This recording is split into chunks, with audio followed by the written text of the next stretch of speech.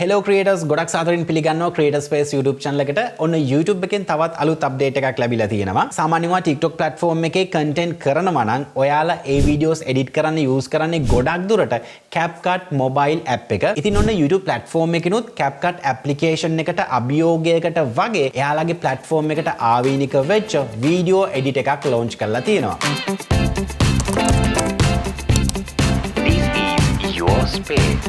British Web Popular Awards 2023ට ඔන්න අපිවත් ජනප්‍රියතම YouTube අධ්‍යාපනික නාලිකා අංශයට නොමිනේට් වෙලා තියෙනවා. අපිව මේ සම්මානයට ඔසවා තැබීමට දැන් ඔයාලටත් පුළුවන්. ඒ සඳහා මොබිටෙල් දුරකථන ජාලයකින් නම් YE හිස්තනක් අංක 3 යොදා 2244ටත් ඩයලොග් දුරකථන ජාලයකින් නම් YE හිස්තනක් අංක 3 යොදා 5680ට ඔබගේ වටිනා SMS මනාපය අපිට ලබා දෙන්න.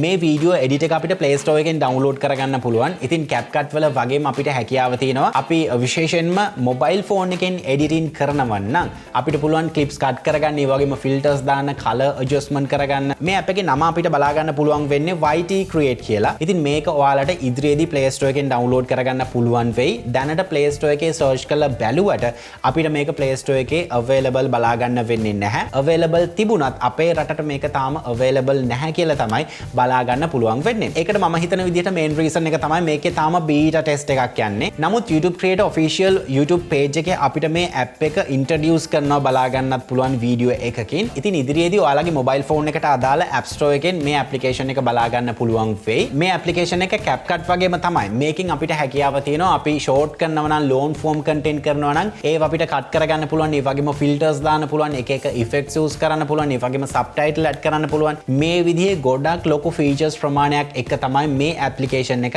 අපිට release වෙන්න නියමිත වෙලා තියෙන්නේ. YT Create app එක CapCut application එක වගේම තමයි. නමුත් CapCut application එකේ තියෙන සමහර විශේෂ features අපිට මේකේ බලා ගන්න වෙන්නේ නැහැ. කොහොමුණත් අපිට normally video edit එකක තියෙනවා වගේම අපේ video එකක් cut කරගන්න, filters add කරගන්න, ඒ වගේම තමයි text effect දාන්න, මේ වගේ ගොඩක් features දැනටමත් YT Create app එකේ බලා ගන්න පුළුවන්. ඒ වගේම මේ application එකේ මම ගොඩක්ම ආස feature එකක් තමයි අපිට හැකියාව තියෙනවා මේ app එක හරහාම YouTube audio library එක access කරන්න. ඒකෙන් අපි short content කරනවා නම් අපිට copyright free music මේ application එක හරහාම අපිට background music විදිහට add කිරීමේ chance එක හම්බ වෙනවා. මම හිතන්නේ ඒක තමයි ලොකුම plus point එක මේ application එකේ තියෙන.